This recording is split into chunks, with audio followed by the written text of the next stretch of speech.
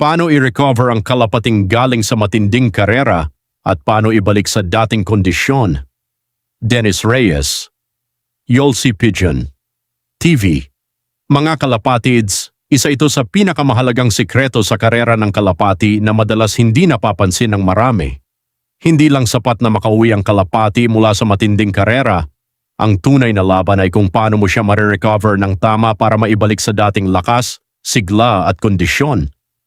Kasi aminin natin mga kalapatids, kahit gaano kaganda ang bloodline ng ibon mo, kahit gaano kalakas sa ensayo, kung mali ang recovery pagkatapos ng karera, posibleng manghina, pumangit ang kondisyon, mawala ng gana, at mas malala, hindi na makabalik sa peak performance sa susunod na laban.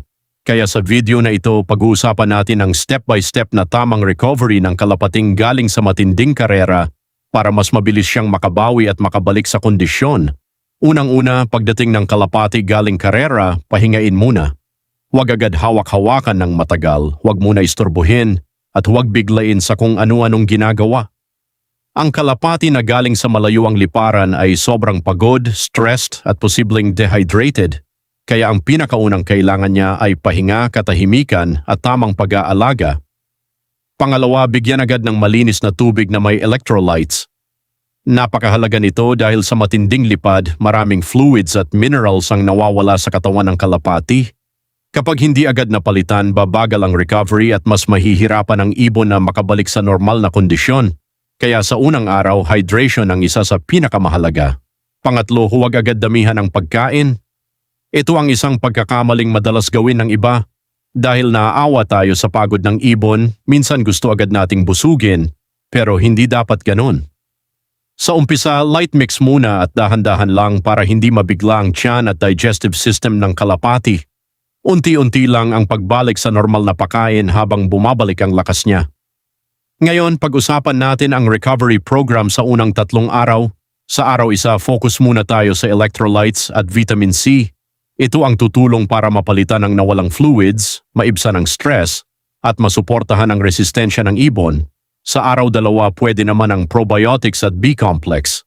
Malaking tulong ito para sa tiyan, sa gana sa pagkain, at sa energy recovery ng kalapati. Sa araw 3, magandang ibigay ang multivitamins at amino acids para masuportahan ang muscle recovery, lakas, at pangkalahatang kondisyon ng katawan. Pagdating sa ika-4 hanggang ika-7 araw, dito na papasok ang pagpapalakas. Dito natin unti-unting ibinabalik ang normal mix at maaari nang suportahan ng B-complex, liver tonic, probiotics o amino acids depende sa pangangailangan ng ibon. Sa stage na ito, mahalagang bantayan ang dumi, gana sa pagkain, pag-inom ng tubig at sigla ng kalapati.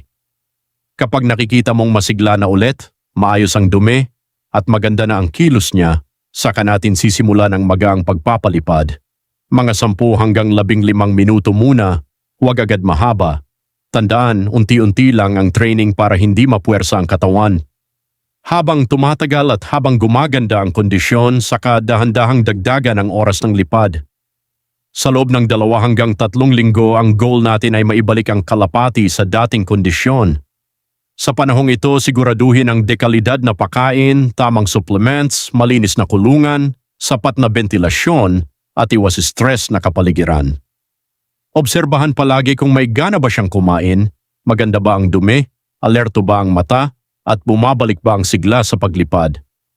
At tandaan mga kalapatids, ang recovery ay hindi minamadali. Dito nasusubok ang tunay na pag-aalaga ng isang fancier. Dahil ang ibong marunong mong i-recover ng tama ay mas may malaking tsansang makabalik sa panalo sa susunod na karera.